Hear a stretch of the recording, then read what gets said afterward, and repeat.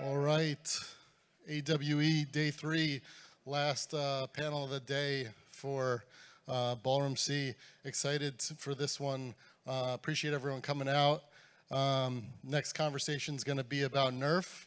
It's the future of 3D capture and content creation as it emerges.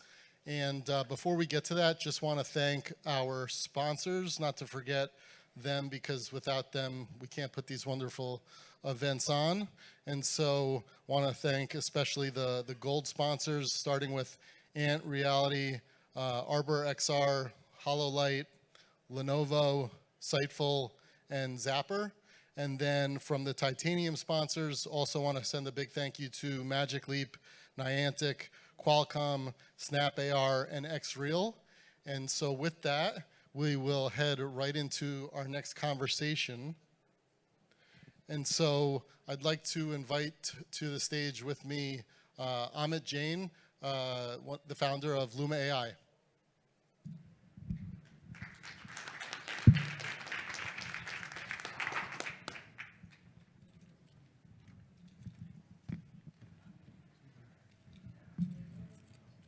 And so for context, I gave an intro earlier today, starting the day off, but for those of you who don't know, I'm Jonathan Klein. I am the founder of PropTech Consulting, and we are a growth advisory for real estate companies, technology startups, as well as venture capital. And I have a background in emerging tech, media, as well as virtual reality. And I've been participating in some of these AWE conferences for some years now. Always a big fan of the community, the passion, and it's amazing to see some of these conversations come full steam and become more mainstream. And so I want to give you guys all credit for being a part of that. And with that, I would like to also pass it over to Amit to give a little bit of an intro on himself. Thanks so much, and thanks everyone for being here. My name is Amit. I'm one of the co-founders and the CEO of Luma. At Luma, what we are working on is basically this idea that how can we bring the outside inside? I've been working on AR, VR for a very long time now, including last 4.5 years at Apple. You'll see some of the demos here of they're in no particular order. They're just results from our work. So yeah, we are trying to solve this problem of what will people actually do in their headsets, and how will we actually build media, content, really engaging and immersive things that don't require a lot of engineering, they don't require a lot of artist work, they don't require immense amount of effort to make. Because if that is the status quo, then what we'll end up with is a very few demos that come in the headsets, and you'll put them in the drawer after you're done with it. So you need to make it so that people can actually make things for these devices, engaging, immersive, that sort of thing. So what you're seeing here are, this one is actually just a walkthrough. This is not the captured path. This is actually a rendered path through the captured NeRF. So this path was entirely generated, and this is the reconstruction of the space. You can see some of the artifacts on the ceiling and stuff like that. So anyway, this is just an example of one of our latest, reconstructions. We are a half research, half engineering company, so we are trying to build products, but to do that, we're doing an immense amount of research when it comes to 3D, when it comes to NeRF, when it comes to generative AI. So yeah, that's me, that's us. Wonderful. And I guess for starters, why don't you tell us about what NeRF is? Yeah, I realize now that these will be distracting, actually. So yeah, if you want to pause it, I think that's fine too. So yeah, what NeRF is. Okay, so I think NeRF is part of a family of techniques where, so what we're doing is basically what we have had for the longest time with photogrammetry and techniques that came before that, dense depth projection, stuff like that. They're all heuristics-based approaches. And in computer vision, when we say heuristics-based approaches, I'm sure you guys know, but just for comprehension's sake, hand design, hand-built algorithms that try to reconstruct, try to figure out correspondences, all that stuff. So photogrammetry very mature, a really great technology that gives you good outcomes in certain scenarios, but it's a very hand-built approach. Real world is actually very chaotic, and real world has way too many parameters, lighting changes, arbitrary materials, things that are shiny, things that are literally shining in your eyes apparently sometimes. That really doesn't work with these kind of hand-built approaches. So what you need is machine learning. You need, instead of an algorithm that a person wrote and constantly tunes and has 1,000 parameters, you need something where you can just use gradient descent to come to a really good outcome. So NeRF is a particular technique in that family of approaches called neural rendering. So what you say is we'll worry about the inputs, and we'll worry about designing machine learning algorithms or neural networks for a specific output we want, and we'll let gradient descent and the training process figure out what the rendering algorithm should be.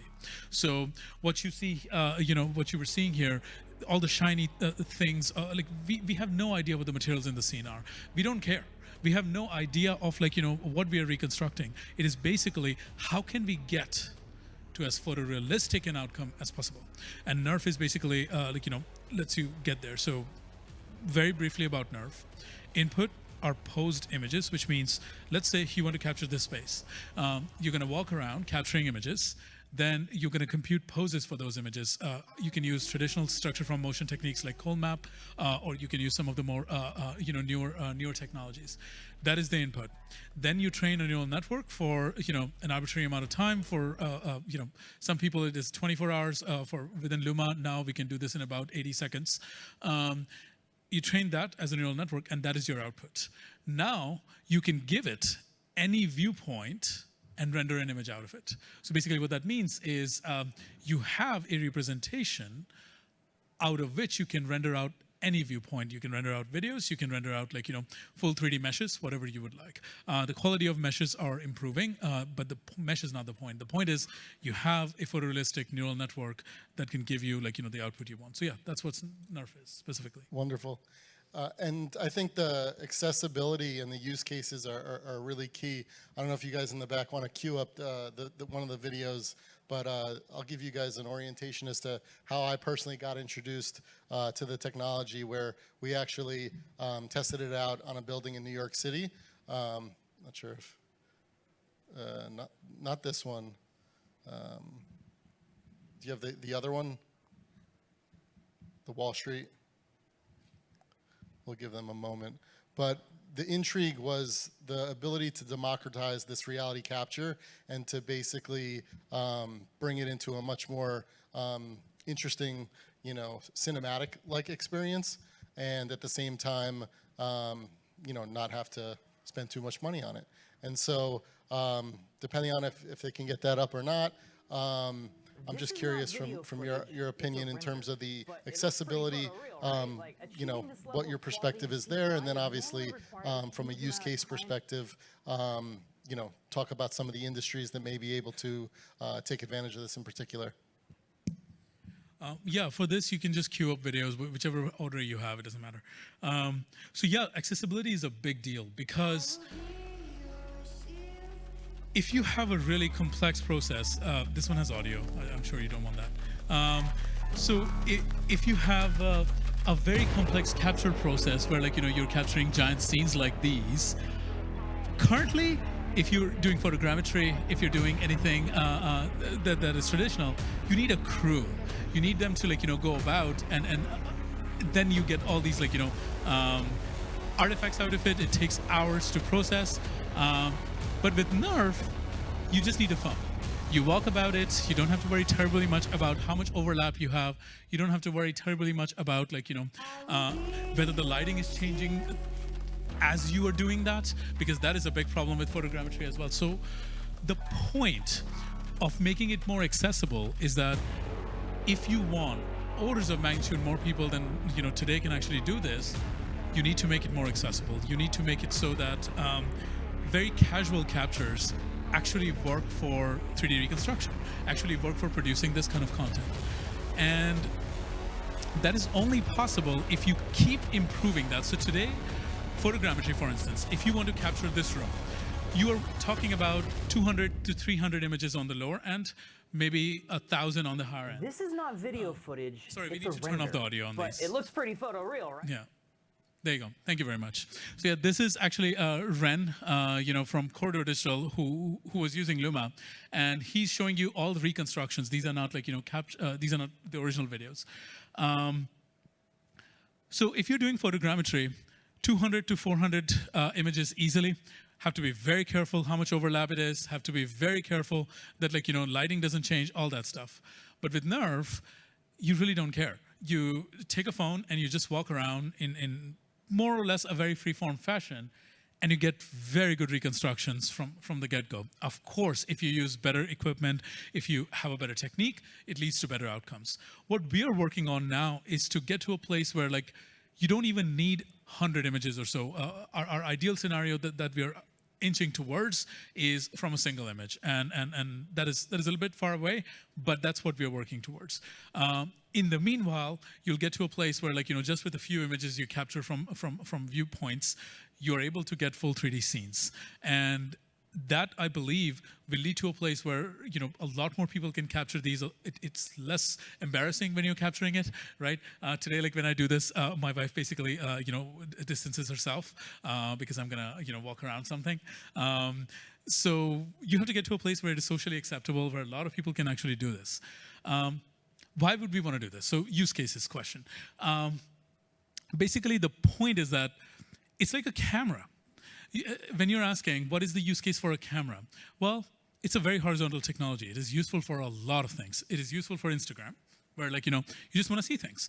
It is useful for memories, where, hey, this is a photo I take. It is useful for also very utilitarian things like real estate. It is useful for AR and VR. It is useful for e-commerce, where being able to showcase something in 3D is actually a huge lift.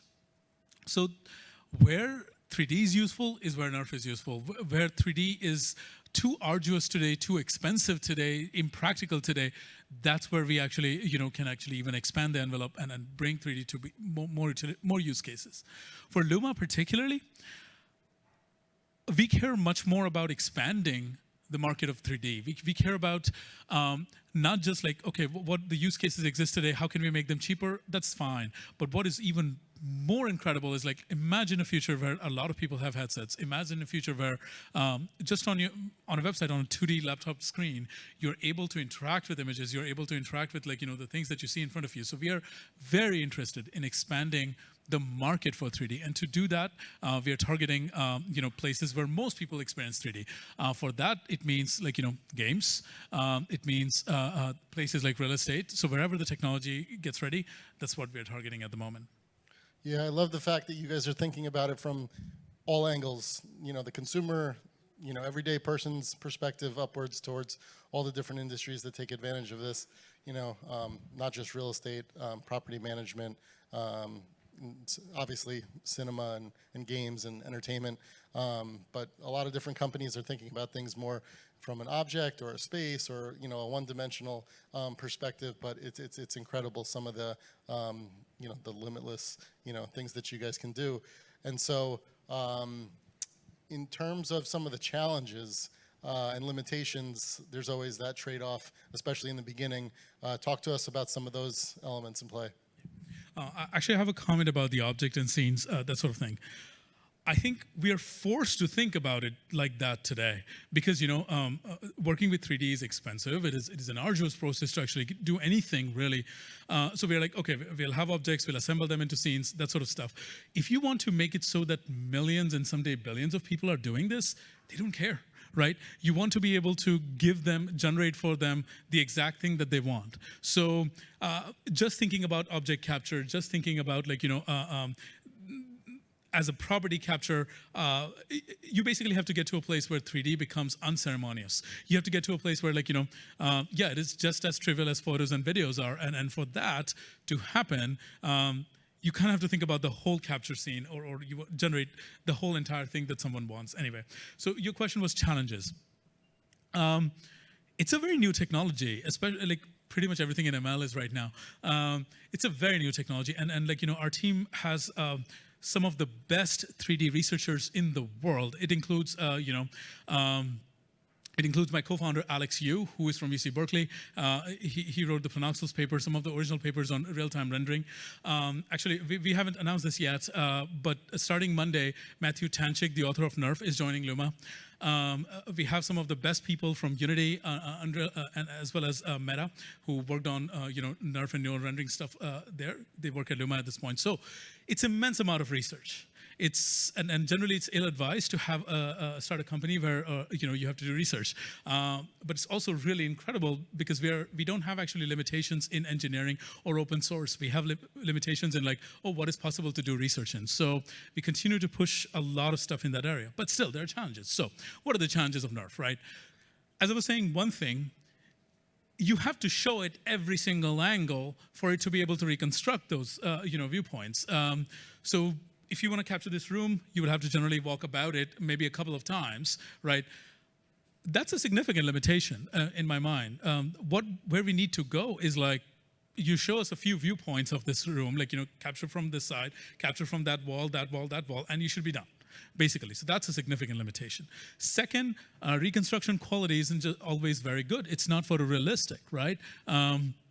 Despite like inching towards it, it's not super photorealistic. So we continue to actually burn that set of things that don't look good. So you'll see it very soon. Actually, a lot of improvements coming because of because of the research that we are doing. So that's a thing you have to continue to improve. It's a new technology. You need to continue to improve that. Third thing, which for certain use cases, a big limitation is like there's no materials. Right, there's no meshes and materials. So if you're trying to put it into traditional pipelines, actually we have meshes and we have materials, but they're not so good, right? Like because that is not the representation you're reconstructing. That's just a secondary output that you get from it. So that is a limitation for things like games. That is a limitation for places where you have already built things for meshes and materials. But the point is, wherever you need meshes and materials today, you shouldn't. You should actually use neural networks in that area. Now, currently they're not performant. Currently they're not but again, meshes were not performant for a very long time. Even today, you need something like Nanite to make use of most meshes and materials, right? And people still find performance challenges. But the thing is, those representations are explicit representations. People work very hard to give you something that looks kinda, sorta realistic, right?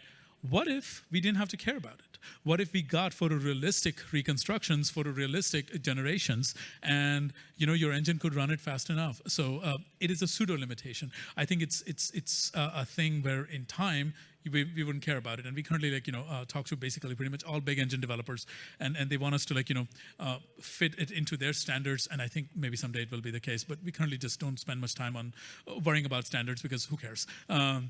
Currently, you need to advance the technology to a place where people would want this and wouldn't give a shit about standards because they want to use this. So that's the trajectory we are on. Other limitations can be. Other limitations can also be that a lot of people don't know about it. So that is something that we are working to fix. A lot of the times the results are so good that people actually come and find it, which is very good. The technology speaks for itself. But yeah, a lot of people don't know about it. That's a limitation as well. So. Yeah, the community already is incredible. So definitely check out some of their social media examples. Other than obviously some of the big names, ChatGPT, Midjourney. Check out Luma's community. They're putting out amazing stuff every single day. I guess before we open it up to Q&A, it'll be available afterwards in the back. And before we throw it out to you guys in the crowd, is there anything else you just want to touch on briefly? No. If any of you are in research or if you're working on, like this kind of stuff, we are hiring. Our team is growing quite a lot. We were 7 people in October of 2021. Now we are 20, and we continue to hire some of the best people. So yeah, if you would like to apply, please reach out. Great. And if we're able to cue that video, feel free. If not, no stress. But let's kick it off to questions if anybody here has anything they want to ask. I'll start. So at this point, your input is 2D pictures, right? Yeah. So have you tried trying to do it with 3D cameras, for example, and then trying to see how much strength or how much easy does it make you if you have availability of 3D pictures? So you mean LiDAR? Yes, I mean, whether it's LiDAR or time of flight, so does it tell you that you need fewer pictures if you have that information? Definitely. It also reduces training time significantly because you start from a very good prior. So if you have LiDAR, and we in the app, if you have a device with LiDAR, we make use of that.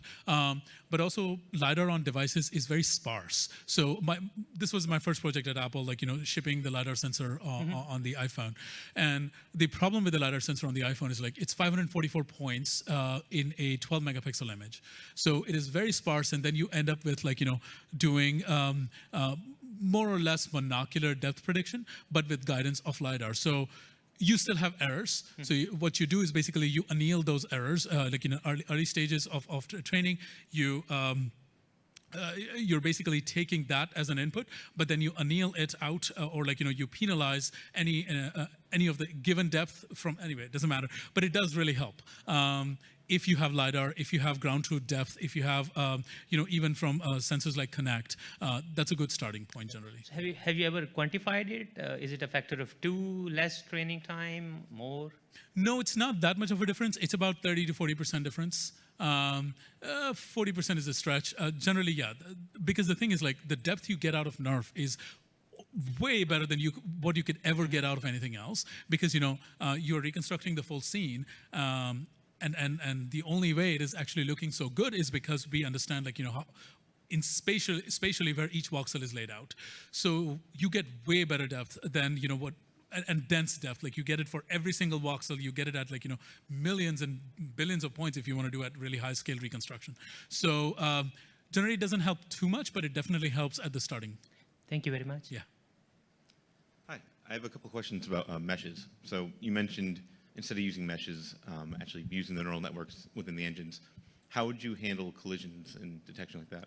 That's a great question. So you could still have proxy meshes, right? And collisions mostly do not need really fine, refined, because they're not visual. So for collisions, you use BVH anyway, right? So you're not using the fine mesh and computing collisions on them. So you can have proxy meshes for collisions, but there's actually no reason you cannot have physics with any neural representation. There's really no reason, because you can definitely do intersections with NeRF. You saw a demo here where there was a bike and there was fire around it, and we also have a recent demo on Twitter where we are using it's a very silly demo where there's a cookie monster, not a cookie monster, a giant gingerbread man, and we are shooting cakes at him, and all of those things are actually NeRFs, and they're doing collisions. So it is possible definitely to do those things. And in fact, NeRFs also lend themselves to bounding volume hierarchy calculations. So yeah, it's definitely possible to do. There's really no reason fundamentally that you can't use neural networks for that. Cool. All right. And also, have you considered doing a hybrid captured approach where you're using, let's say, 2D images and a device like a Magic Leap that's creating a mesh on the fly, where you already have that depth information, you already have the polygons and the shape, all you really need to do is make it look pretty? Interesting. So why that doesn't work, if you have an existing mesh, right? So when you're doing any neural rendering kind of thing, you jointly optimize geometry and color, right? You make it so that the thing looks great, not just in geometry, but also in color, but at the same time. And this is actually the march of machine learning, which is that you get way better results when you jointly optimize your pipeline end to end.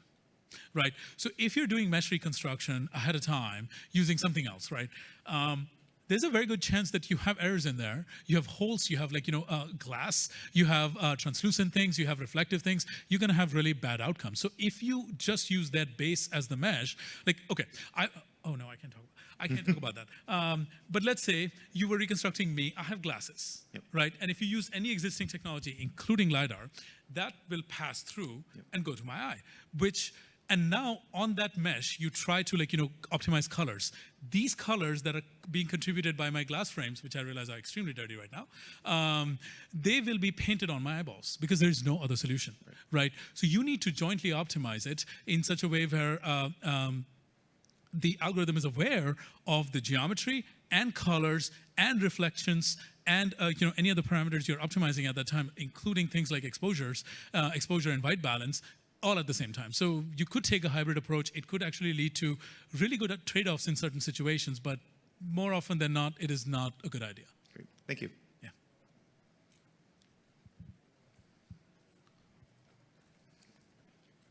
Hey, Amit. Hey. How's it going? So I wonder that a lot of people here probably are thinking, well, this is amazing, but there's a reason why people are still using meshes, because all the pipelines are pretty much optimized for that. And I know that you guys have been working a lot on making it more, let's say, more available, a little bit easier to integrate with current pipelines and so on, with the Unreal Engine plugin and so on.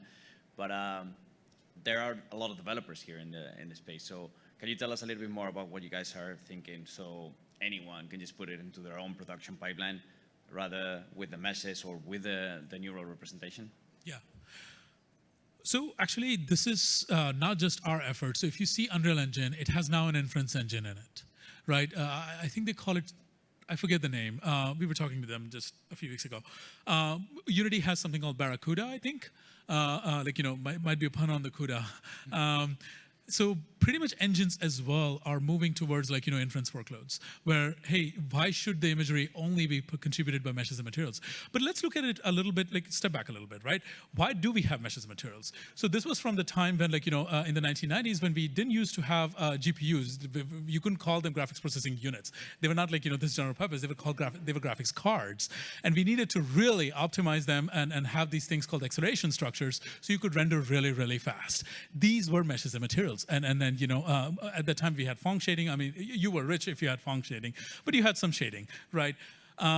What happened after that was we basically inverted that acceleration structure into our creative workflows. We brought out these meshes and materials into the actual creative things, and then someone who was like, oh, I want to create things in 3D, good.